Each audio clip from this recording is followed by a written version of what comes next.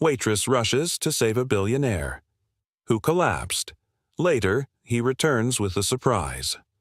What if a single moment of kindness could change 2 lives forever? At Pete's Corner Diner on Maple Street, the morning rush buzzed with its usual energy. Coffee cups clinked, bacon sizzled, and conversations mixed into a comforting symphony that had played out the same way for decades. Behind the worn counter, 36-year-old Jessica wiped down tables with practiced efficiency, her movements graceful despite the exhaustion that shadowed her eyes. She'd been working double shifts for months, saving every penny she could for her mother's medical bills. The silver locket around her neck, her grandmother's final gift, caught the morning light as she moved between tables, serving coffee and smiles to regulars who'd become like family. But this Tuesday morning would be different from all the rest. Sometimes life has a way of placing ordinary people in extraordinary moments, testing the very core of who they are. Where are you watching from today? Jessica had always believed in treating everyone with dignity, no matter their station in life. It's something her grandmother taught her. Honey, you never know what battles someone's fighting behind their smile.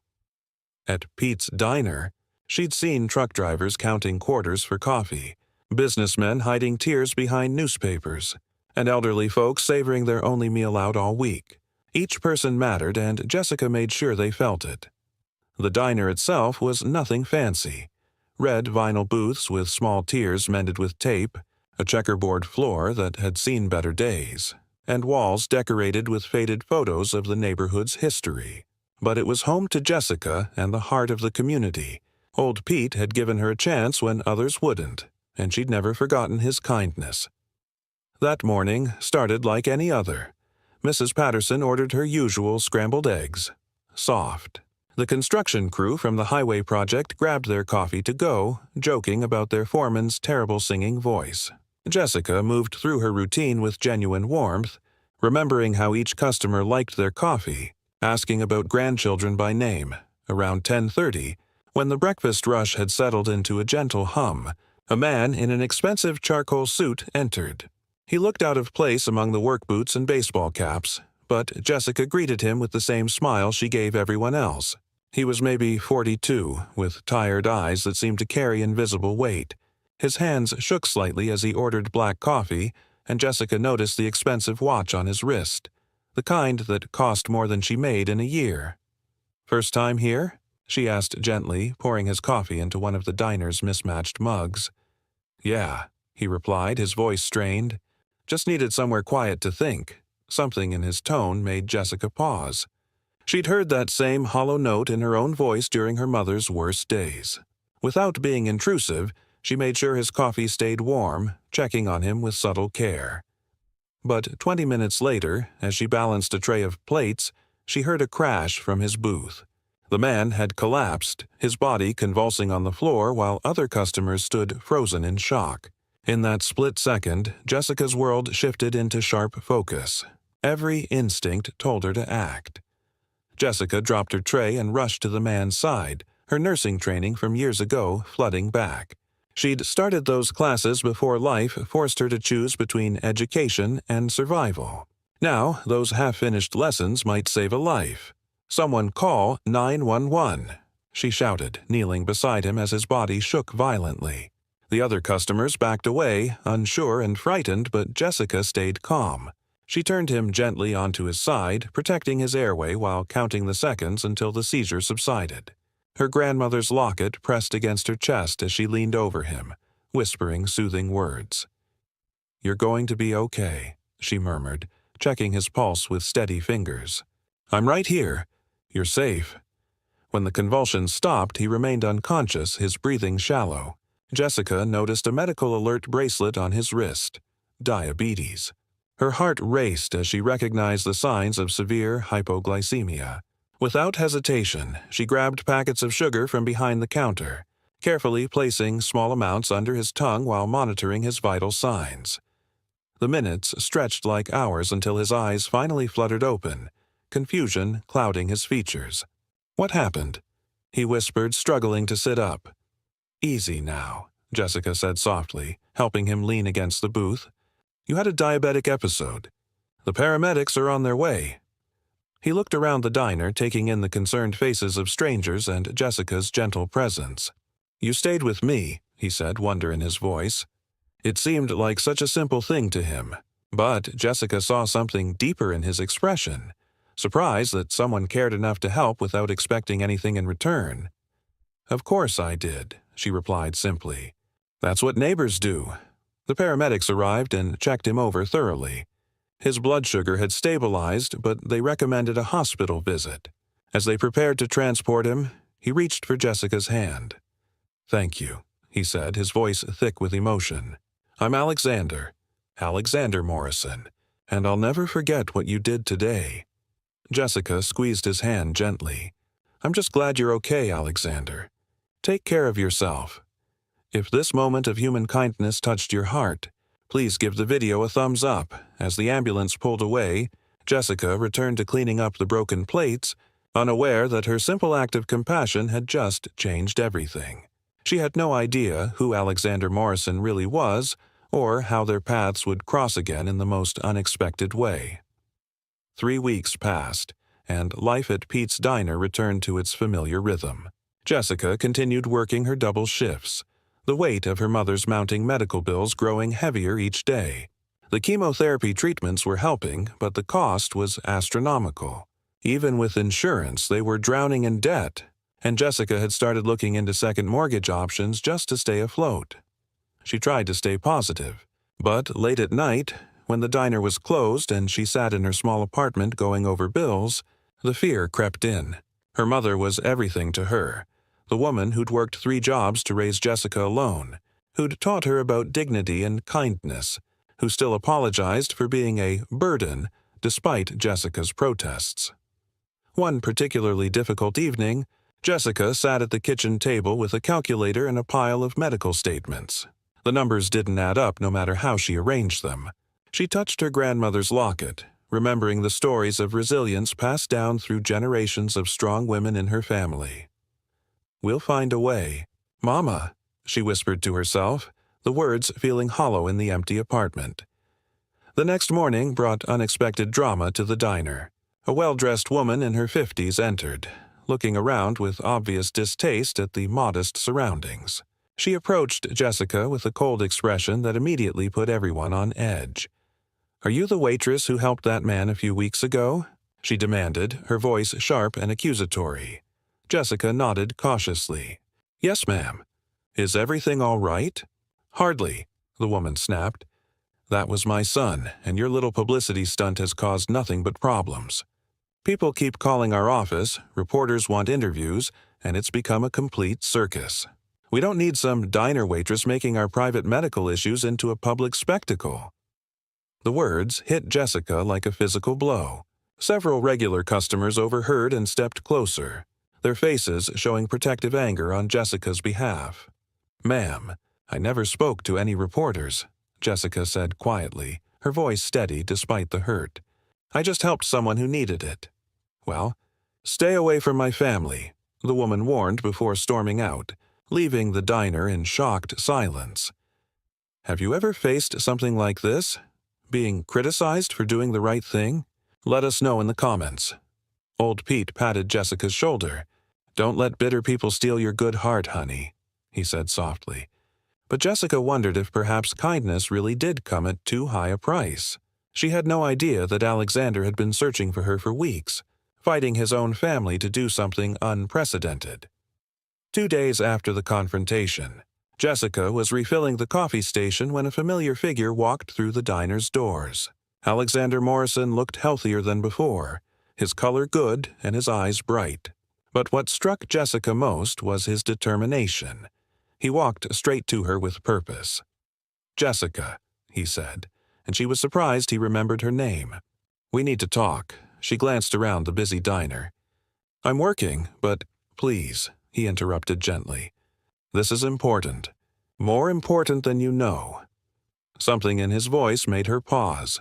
She asked Pete to cover her section for a few minutes and sat down across from Alexander in the same booth where she'd first served him coffee.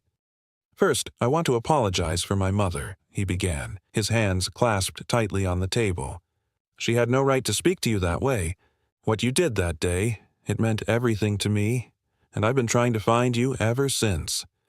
Jessica shook her head. "You don't owe me anything. I just did what anyone would do." "But that's where you're wrong," Alexander said, his voice growing stronger. "Most people wouldn't have acted. They would have stepped back, waited for someone else to help. You didn't hesitate. You saved my life, and you asked for nothing in return." He paused, reaching into his jacket pocket. "I found out about your mother's medical bills." Jessica's face flushed. "How did you— When someone saves your life, you pay attention," he said simply. "I know you're struggling, and I know you'd never ask for help. But I can't live with myself knowing the person who gave me back my life is fighting a battle she shouldn't have to fight alone." He placed an envelope on the table between them. "This isn't charity, Jessica. It's gratitude. It's recognition that some people in this world still believe in doing right, and those people deserve to have someone believe in them too." Jessica stared at the envelope, her hands trembling. "I can't accept— My company employs thousands of people," Alexander said quietly. "We've made more money than we could spend in 10 lifetimes. But that day, lying on this floor, I realized that all of it meant nothing without human connection, without people who care enough to kneel down and help a stranger. If you've been enjoying this story of unexpected kindness, subscribe to our channel for more heartwarming tales." Jessica's eyes filled with tears as she realized this moment would change everything, not just for her, but for both of them.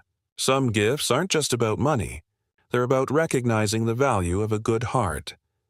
Jessica opened the envelope with trembling fingers, and inside found not just a check that would cover every penny of her mother's medical bills, but something even more precious, a handwritten letter and a business card.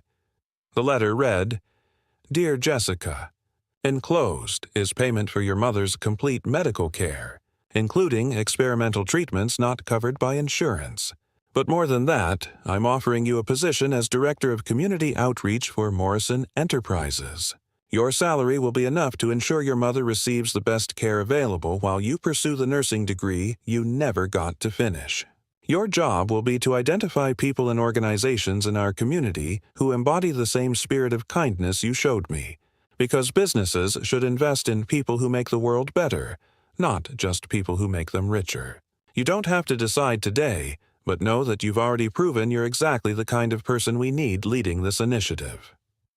Tears streamed down Jessica's face as she read the words.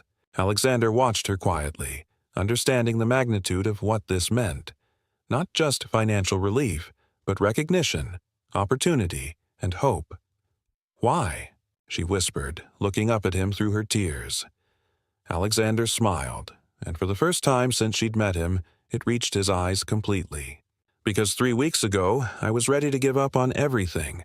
My diabetes had gotten worse, my family only saw me as a business asset, and I felt completely alone in the world. I came here to this diner planning to not be careful about my health anymore." He paused, his voice growing stronger. "But then I collapsed, and instead of stepping over me or looking away, you knelt down and stayed with me. You held my hand and told me I was going to be okay. For the first time in years, someone saw me as just a human being who needed help, not as a bank account or a business opportunity." Jessica reached across the table and covered his hand with hers, the same gesture that had comforted him weeks ago. "You gave me back my faith in people," Alexander continued, "and good people shouldn't struggle alone. My mother was wrong. This isn't about publicity or charity. This is about recognizing that the best investment any of us can make is in human kindness." 6 months later, Jessica's mother was in complete remission, and Jessica had finished her nursing degree while running one of the most successful community outreach programs in the state. She still wore her grandmother's locket every day, and she still stopped by Pete's Diner every week, not as an employee anymore, but as someone who understood that home isn't about where you came from, but about the connections you make along the way. Alexander became more than just someone she'd helped. He became a true friend who proved that sometimes the most unexpected moments lead to the most beautiful changes. If you enjoyed this story about the power of human kindness, please remember to like this video, leave a comment sharing your thoughts, and subscribe for more heartwarming tales that remind us what really matters in life. Thank you for joining us on this journey. May you always remember that a single act of compassion can change the world. The 2:17 a.m. notification was not a sound. It was a vibration, a mosquito wing buzz against the Italian marble of the nightstand. It was the only thing that moved in the suffocating, climate-controlled silence of the penthouse. Carolyn Pierce, 6 months pregnant and wide awake, stared at the second iPhone. The one her husband, Michael, claimed was just for international markets. The screen was black, but the preview text glowed with a venomous intimacy. Sienna, the Carlisle, 9 p.m. Don't be late. In that instant, the silence of their life, bought with $50 million of Central Park West real estate, became a tomb. The silence in the penthouse was the most expensive thing Michael Pierce owned. It was a deep, velvety void, purchased with triple-paned acoustic glass, 6,000 square feet of air high above Manhattan, and a staff that moved like shadows. For Carolyn, now Carolyn Pierce, for the past 3 years, that silence had once felt like peace. Now, it felt like pressure, pushing the air from her lungs. She stood in the center of their cavernous walk-in closet, a space larger than her first apartment in D.C. Racks of Michael's custom-tailored suits, Xenia, Brioni, Tom Ford, stood like a regimented army on one side. Her own wardrobe, a vibrant collection of couture he had hand-picked for her, faced his in a riot of color and silk. He used to call her his exotic bird, and this was her gilded cage, lined with Dior and Chanel. Carolyn ran a hand over her belly, where the slight, firm curve of her 6-month pregnancy was now undeniable. This child, their son, was supposed to be the final, perfect piece of their perfect life, the heir to the Pierce private equity dynasty. But the joy she'd felt during the first trimester had hardened into a cold, heavy knot in her stomach. The betrayal hadn't come as a sudden, shattering event. It was a slow poison seeping into the foundations of their marriage. It started with the little things, the late nights at the office that stretched into mornings, the urgent business trips to Hong Kong and Berlin that left him smelling of a perfume that wasn't hers. A faint, cloying scent of Frederick Moll's Portrait of a Lady. Too sophisticated, too deliberate to be an accident. It was the way he angled his phone away from her, a screen that had once been open to her now turned into a dark, guarded secret. Michael was a creature of habit and towering arrogance. That combination, Carolyn was beginning to realize, would be his undoing. He believed he was too clever to get caught, and that she was too docile, too in love, to ever suspect him. He was wrong on both counts. The first real crack in the facade had appeared a month ago. He had left his secondary phone, the one he claimed was for international business, charging on his nightstand. An almost laughably amateur mistake. At 2:17 a.m., as Carolyn lay awake, wrestling with pregnancy-induced insomnia, it lit up. Not with a call or a text, but a calendar notification. Sienna, the Carlisle, 9 p.m. Don't be late. Sienna. The name was elegant, exotic. It sounded expensive, just like everything else in Michael's life. Carolyn's heart hammered against her ribs, a frantic drumbeat in the suffocating silence. Her first instinct was to grab the phone, wake him, and scream, to shatter the placid surface of their lives with the jagged edges of her pain. But a deeper, colder instinct took over. An instinct she thought she'd buried long ago from a life before Michael. Before she was Carolyn Pierce, society wife and philanthropist in training. She was once Carolyn Reed, one of the sharpest opposition researchers in Washington, D.C. Her job hadn't been accounting. It had been deconstruction. She dismantled political careers. She followed the real money, the dark money, to uncover the rot buried beneath layers of complex pacts and corporate lies. She didn't just hunt financial predators, she hunted the politicians they owned. She'd been the one to find the offshore account that ended a senator's career, the one who traced a charitable donation back to a Russian oligarch, effectively killing a cabinet nomination. She'd given it all up for Michael. She'd been burned out, cynical, and tired of the fight. He had seemed so solid, so charming, so real. He promised her a life of peace, a life where she wouldn't have to fight anymore.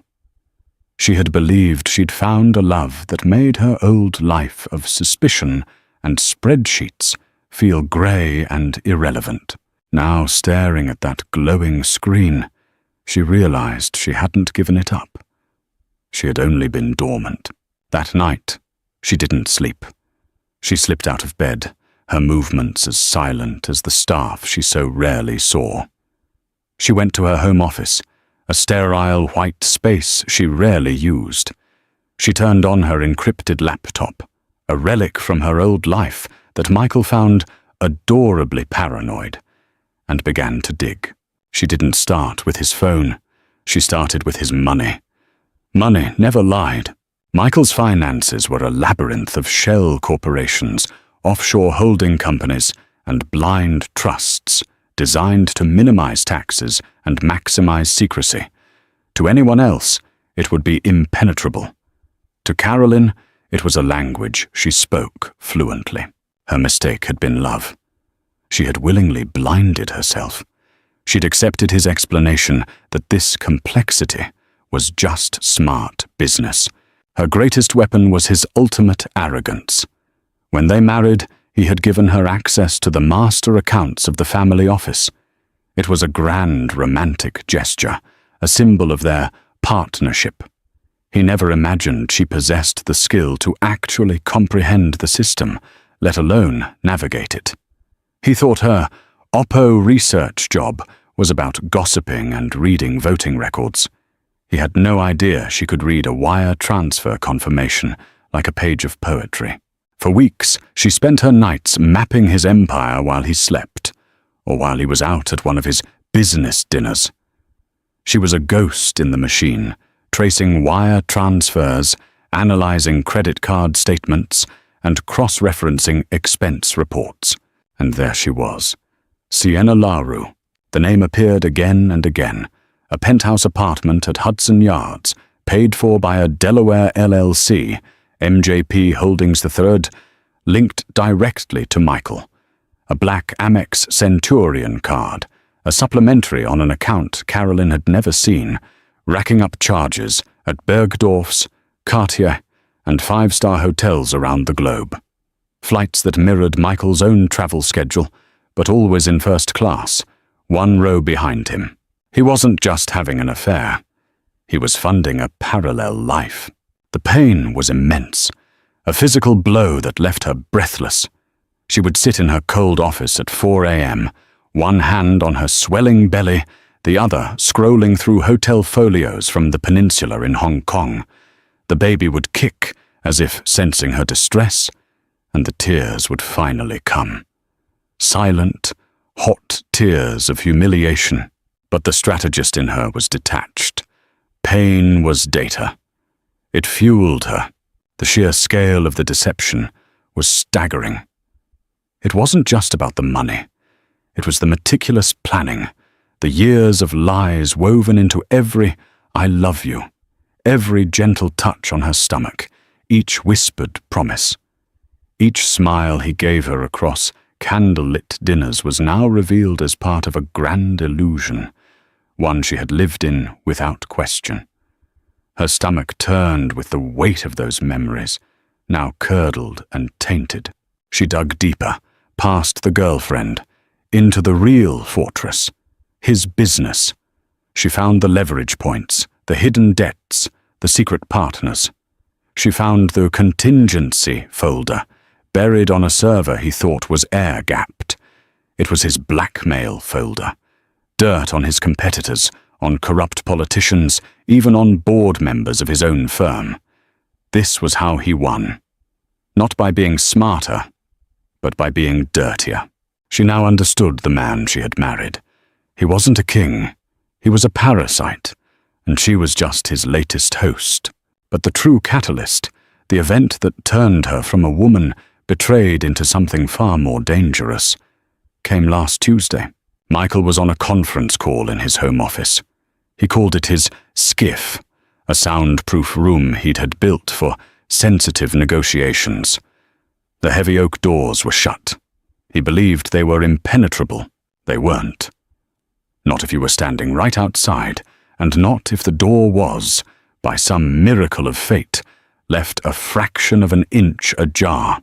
Carolyn was walking past on her way to the kitchen, her bare feet silent on the cold marble floor. She was about to pass the door when she heard his voice, low, sharp, and stripped of its usual charm. He wasn't talking about acquisitions or investor calls.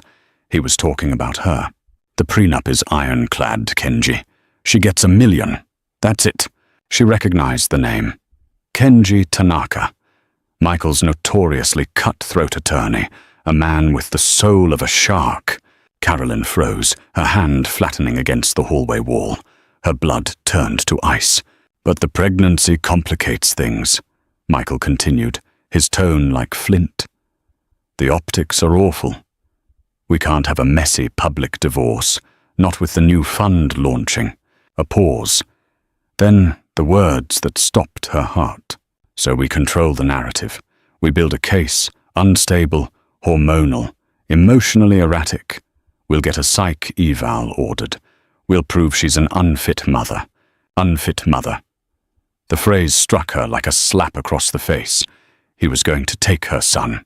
Kenji's voice came through the speaker, calm and deadly. The prenup gives her a one-time payout. She'll fight it, of course. But once we have the leverage of the child, she'll fold. She'll take the deal and disappear.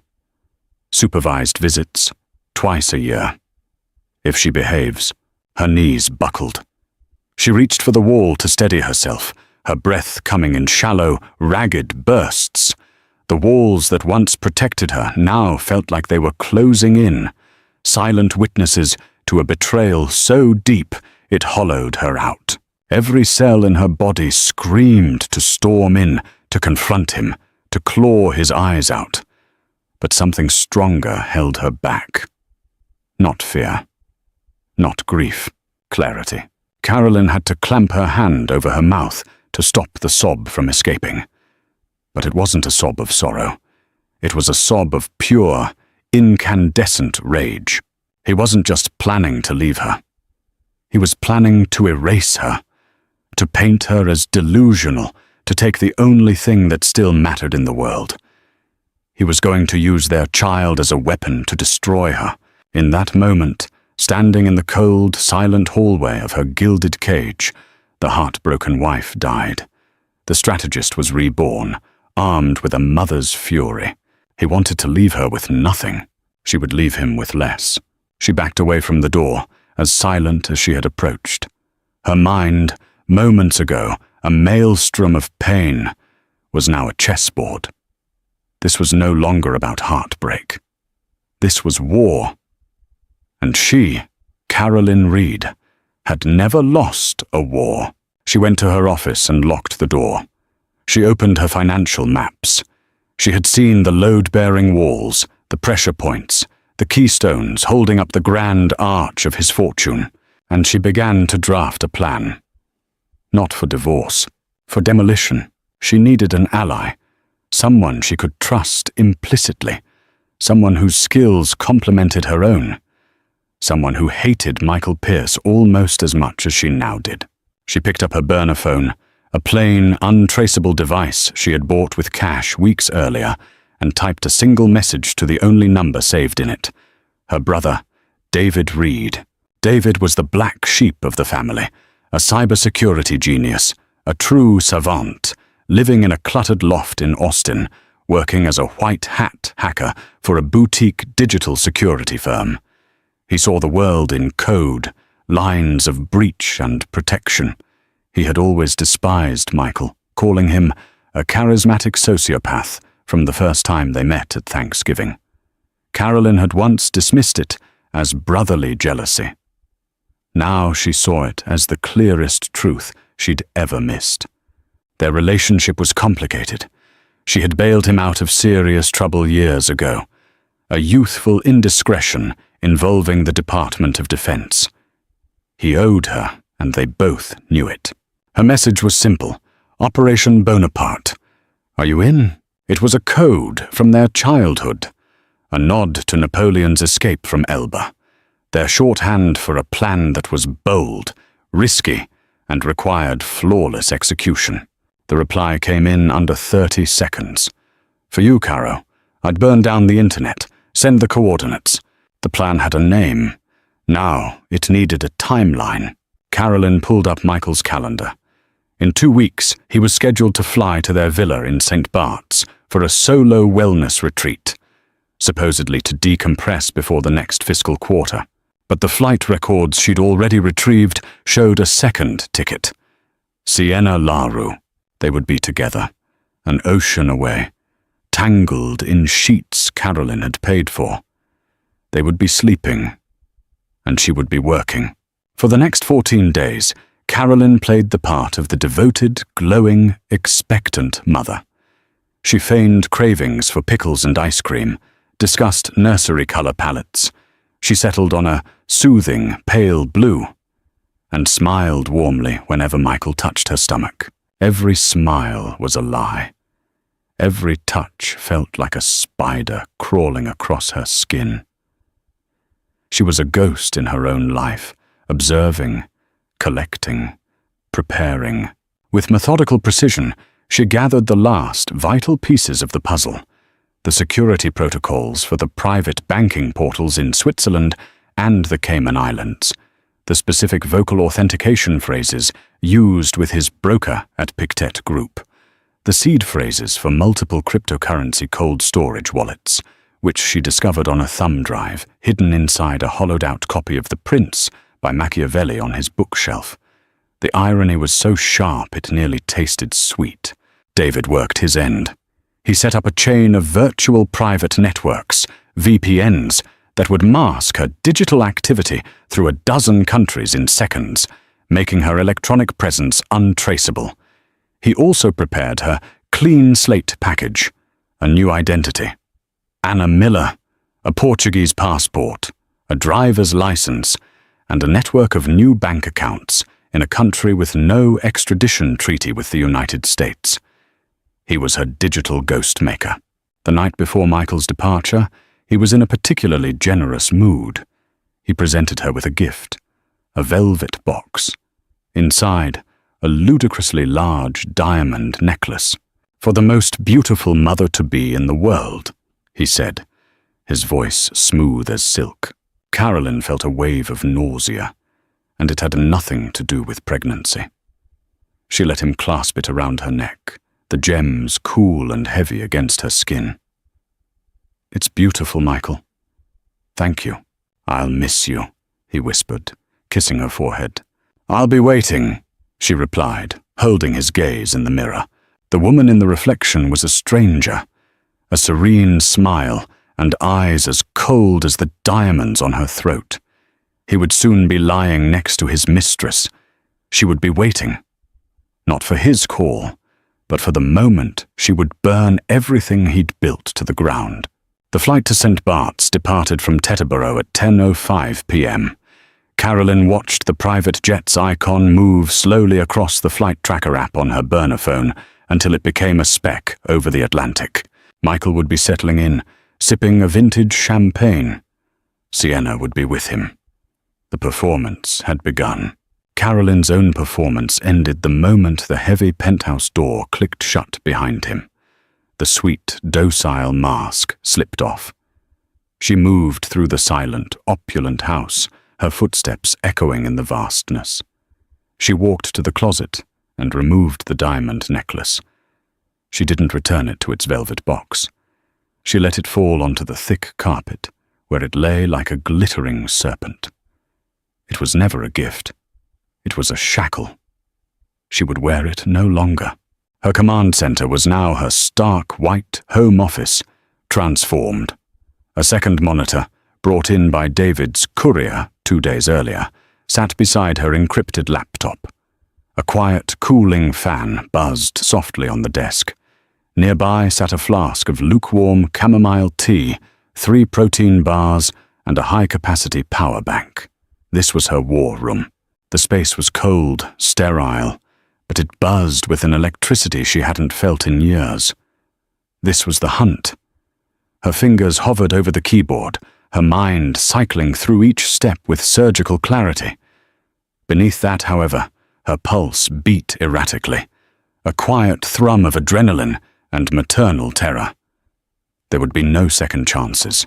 The battle would last approximately 8 hours, the window between Michael falling asleep mid-flight and his private bank in Geneva opening for business. She put on her headset and initiated a secure, end-to-end encrypted call to David.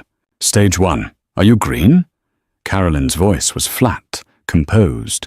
"Green across the board," David replied, his voice crackling slightly, but just as steady.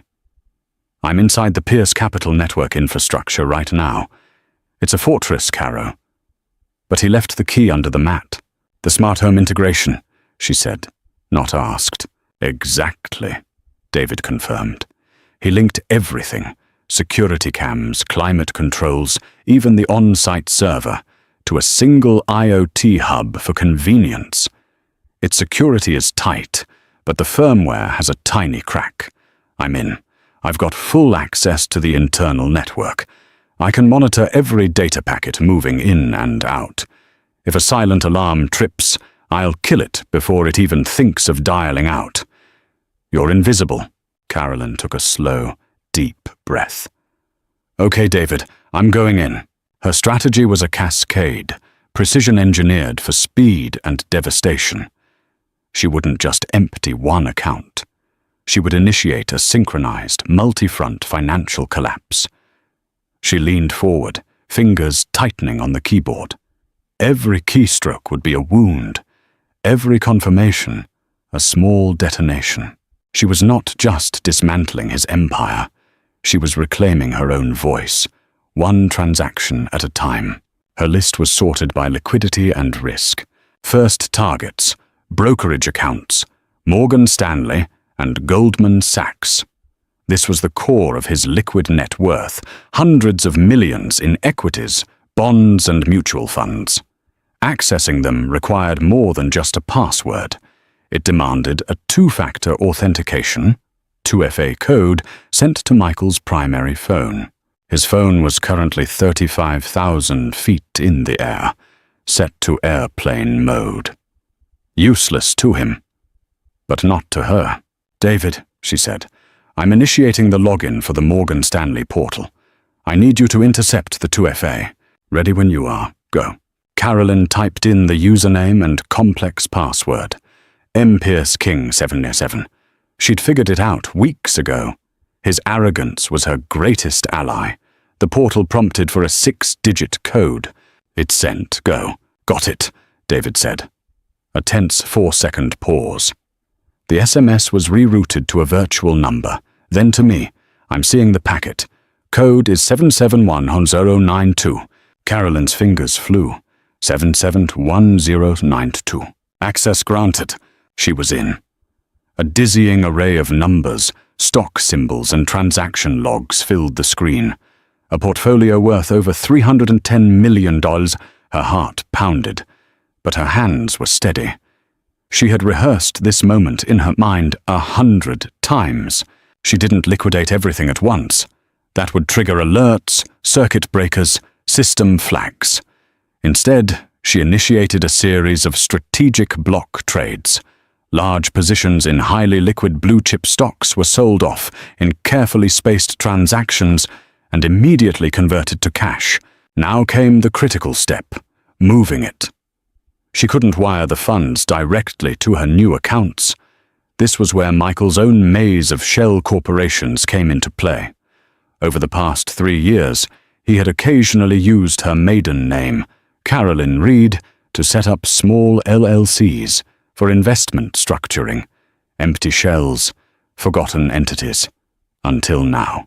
Carolyn had quietly and legally taken full control of 3 of them. From the Morgan Stanley core account, she initiated a chain of wire transfers, each just below $1 million, to avoid heightened oversight. The recipient, Reed Strategic Holdings, LLC. The payment notes, consulting services rendered. From there, the money would jump from Reed Strategic to a second shell, then a third, before finally landing in its end destination, a brand new corporate account at a private bank in Liechtenstein, under the name Helvetia Strategic Solutions, an entity wholly controlled by one Anna Miller. It was a painstaking process.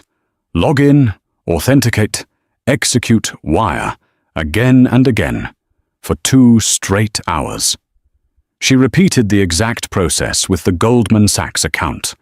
The numbers in the Liechtenstein account climbed at a staggering pace. Second target, the offshore strongholds. Pictet Group in Geneva and a smaller bank in the Cayman Islands. This was the old money, the buried money. It was also the hardest to breach. The security at this level was biometric. To access the Pictet account, Michael used voice authentication. "You need to give me your best, Michael," David said, his voice carrying a trace of gallows humor. Carolyn was ready. She had spent weeks compiling hours of Michael's voice recordings, from podcast interviews, keynote presentations, and, most valuably, a file she had captured herself of him dictating investment notes. With open-source AI software, she had stitched together a passable synthetic voice print. It was still a gamble. She dialed the Pictet private banking hotline. A crisp Swiss-German voice answered. "I need to authorize a transfer," Carolyn replied, her voice masked by advanced voice-altering software David had provided. "Of course, sir. Please state your name and account number." She gave the details. "Thank you, Mr. Pierce. And now for vocal authentication. Please state the phrase, 'The mountain air is the clearest.'" This was it. Carolyn clicked a button. The digitally recreated voice of Michael Pierce delivered the phrase, "The mountain air is the clearest." A long, agonizing silence followed. "Verification successful," the banker said. "How may we direct your funds, Mr. Pierce?" A wave of relief swept through her. She quickly dictated the transfer instructions, moving the entire balance, a staggering $200 million to the same Liechtenstein account. Third target, the untraceable cryptocurrency. Michael had boasted that it was his apocalypse insurance. He stored the private keys in cold storage on a Ledger Nano X, the same thumb drive she'd found inside the prints. David walked her through it. Bitcoin, Ethereum, all transferred into a single anonymous wallet. Value, $80 million. Final target, the insult. Sunlight was beginning to stain the horizon. 6:00 a.m. Her window was closing. It was time for the domestic accounts. She logged into their joint checking account. Balance, $786,452. This was their life account. Mortgage, staff, her monthly stipend. She drained it, every last cent. Then she paused.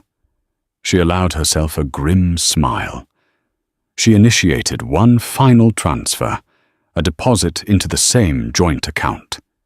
Exactly $100.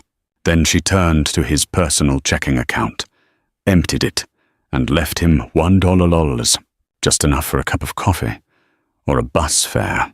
It was over. She leaned back, her body trembling. Her eyes scanned the final tally. She had just liquidated and transferred over $600 million. "David," she whispered, her voice hoarse. "It's done.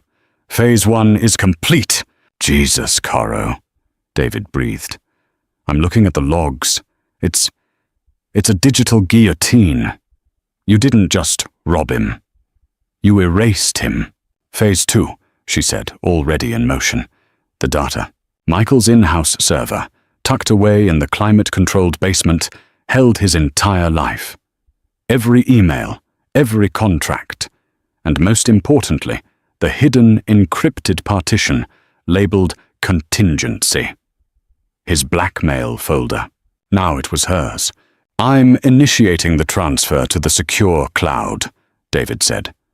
"It's 800 gigs. It'll take about 20 minutes. Once it's done, I'll wipe the source drive. I mean, really wipe it. DoD-level sanitation. Not one byte will survive." While the data flowed, Carolyn moved through the house. She didn't take anything of luxury. Not the jewelry, not the art, not the designer clothes. She packed one suitcase. Essentials only. The burner phones, her new passport, the crypto ledger, the things she had owned before Michael, and the tools of the life she would live after. She walked into the bedroom. His pillows still bore the imprint of his head. She felt nothing. She stepped into the master bathroom and retrieved the positive pregnancy test from the drawer, the one that had started it all, the one with its twin pink lines, defiant and undeniable. She placed it gently on his pillow. Her phone buzzed. A message from David. "Download complete. Wiping the drive now. You need to go, Caro. Now. The digital trail is gone. Now erase the physical one." Carolyn descended the grand staircase for the final time. In the foyer, she paused. Her eyes fell on a massive, framed photo of her and Michael on their wedding day. They looked so happy. It was all a lie. She took the single house key from her purse and set it on the marble table beneath the portrait. Then she walked out the front door, leaving it unlocked. At the bottom of the long, winding drive of their other home, the Greenwich estate she'd driven to in a rental car booked under a false name, an untraceable car service was already waiting. The sun was rising. It was the first day of her new life, and the last day of Michael Pierce's. He just didn't know it yet. Michael Pierce awoke to the gentle rumble of descent into St. Bart's and the syrupy voice of a flight attendant offering a warm towel. He felt invincible.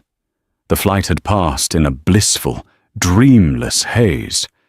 He'd spent the first 2 hours messaging Sienna, teasing her, before slipping into a deep sleep. He was a king in the clouds, flying toward his mistress, with his perfect life and pregnant wife waiting obediently back home. He disembarked, breezing through the private customs lane. Just beyond, Sienna was waiting. She looked radiant in a white linen dress. He kissed her hard, a possessive, public claim. "The wait is over," he replied, guiding her toward the sleek black Mercedes waiting to take them to the villa. The first hint of trouble was subtle. As they sank into the plush leather seats, Michael pulled out his Amex Centurion card to tip the private concierge. "My apologies, Mr. Pierce," the man said politely. "It has been declined." Michael blinked. "Declined? Impossible. Run it again." The man did. Same result. Michael frowned and produced another card. "A J.P. Morgan Reserve." Declined. Sienna watched, a hint of concern on her face. "Everything okay, darling?" "It's nothing," Michael snapped, color rising in his cheeks. He retrieved a thick stack of euros from his wallet and handed them over. "Probably a network issue." But something cold had settled beneath his skin. He sat in silence on the drive, distracted, distant. He kept checking his phone, opening his banking apps. "Invalid credentials. Please contact customer service." He tried to reset a password. The request for a confirmation code was sent to his email. When Michael tried to access his inbox, he was met with another barrier. "Unusual activity has been detected on your account. Access has been temporarily suspended." By the time they arrived at the grand waterfront villa, Michael's mood had soured completely. He stormed into the study, slamming the door. He needed to speak to his private banker at Morgan Stanley, David Chen. "Mr. Pierce," said the familiar voice. "Good morning. I was expecting your call." "David, what the hell is going on?" Michael snapped. "None of my cards are working. I'm locked out of everything." There was a pause. When David Chen spoke again, his voice was tight, formal. Michael, according to our logs, a full liquidation of your portfolio was initiated at approximately 11 p.m. Eastern Time last night. All assets were converted to cash and wired out. Michael went pale. What? That's impossible. I was on a plane. We have the logs, David replied, his voice clinical. The login was verified. Two-factor authentication codes were entered. All funds were transferred to a corporate holding account. As of 3:45 a.m. this morning, your account balance with us is 0. 0? Michael repeated. The word tasted foreign. The same pattern was detected at Goldman, David said quietly. And I've just received alerts from our correspondent banks in Geneva and the Cayman Islands. Your offshore accounts, they've been emptied. Michael's phone slipped from his lifeless fingers. He collapsed into a leather chair, his mind spinning. This wasn't a hack. A hacker would have left a mess. This was surgical. This wasn't random. It was personal. And then the thought came. So absurd, so massive, it almost made him laugh. Carolyn. No, impossible. Sweet, docile Carolyn. The woman who planned charity events. The woman who couldn't possibly. He grabbed his phone and dialed her number. Straight to voicemail. He called the house line. It rang and rang, unanswered. Panic, an emotion Michael hadn't experienced since adolescence, started to rise in his chest. He called Kenji Tanaka. Kenji! He barked. It's gone. Everything. The money. It's all gone. Damien, Kenji said firmly. Slow down. Tell me what's happening. Michael relayed the story. When he finished, there was a long, heavy silence. It's her, Michael whispered. It has to be her. Your wife? Kenji sounded dubious. Michael, she plans parties, not financial heists. You don't know her, Michael shouted. There was a life before me. She worked in D.C., Oppo research, forensic... something. He stopped, panting.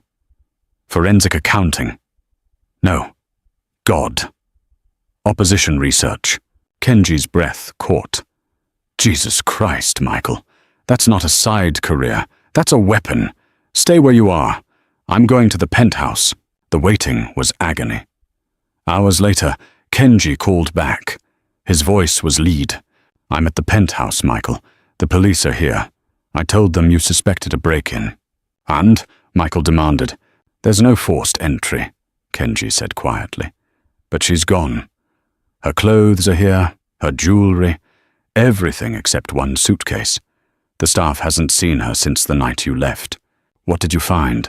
In your office, Kenji said. The safe is open, empty. The copy of the prints is on the floor. The crypto ledger is gone. Michael waited, breath held. In the bedroom, Kenji continued, she left something on your pillow. What was it? Michael rasped. A pregnancy test, positive. A sound escaped Michael's throat, somewhere between a gasp and a choke. A message.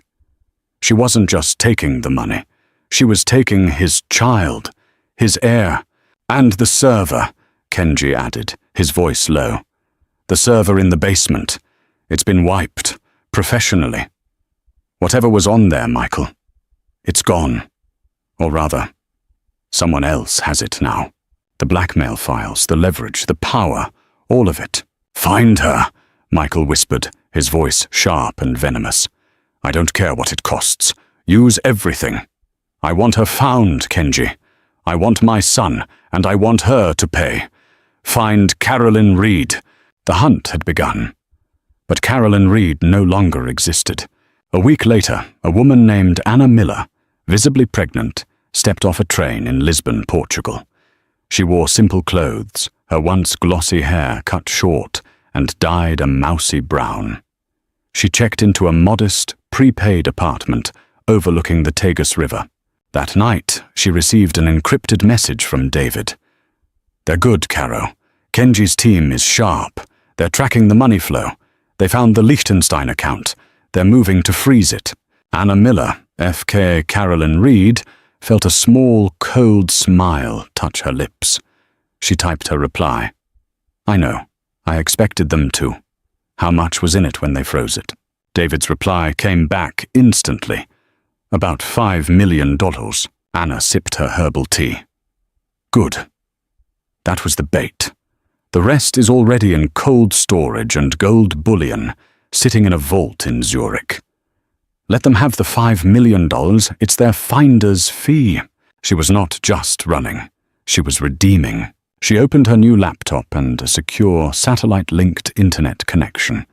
She opened the 800 GB contingency file. She didn't send it to the press. That was messy. That was Michael's way. Her way was surgical. She anonymized a single file, proof of Michael's specific insider trading on a recent pharma deal, and sent it to a dedicated SEC whistleblower portal. She took another file, proof of a U.S. senator's affair, funded by a Pierce Capital slush fund, and sent it directly to the senator's wife, a woman Carolyn knew from her D.C. days to be far more ruthless than her husband. Finally, she took the files detailing Michael's plans to leverage his own partners out of the new fund and sent them, anonymously, to the partners themselves. She closed the laptop. The storm had been unleashed. It wasn't about the money. The money was just the tool. It was about justice. It was about ensuring that man could never, ever use his power to threaten her or her child again. He hadn't just lost his wife. He hadn't just lost his son. He had lost the armor that made him invincible. 3 months later, Anna Miller sat on a small balcony in Lisbon, the bright Portuguese sun warming her face. She held her newborn son, Leo.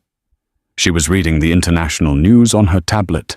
Michael Pierce indicted on multiple counts of securities fraud. Senator Davis resigns, citing family reasons. Pierce Capital Partners files for Chapter 11. Bankruptcy following internal coup. She looked down at the sleeping infant in her arms. It's just us now, little one, she whispered. It was never about revenge. It was about resilience. It was about taking back the dignity he had tried to strip from her, one lie at a time. She had been a victim. Then she became a survivor. Now, finally, she was free. This is a story of resilience, of the strength a mother finds, and of the price of betrayal. If Carolyn's story of taking back her power resonated with you, please like this video and share it with someone who needs to be reminded of their own strength. Don't forget to subscribe for more stories of justice and second chances.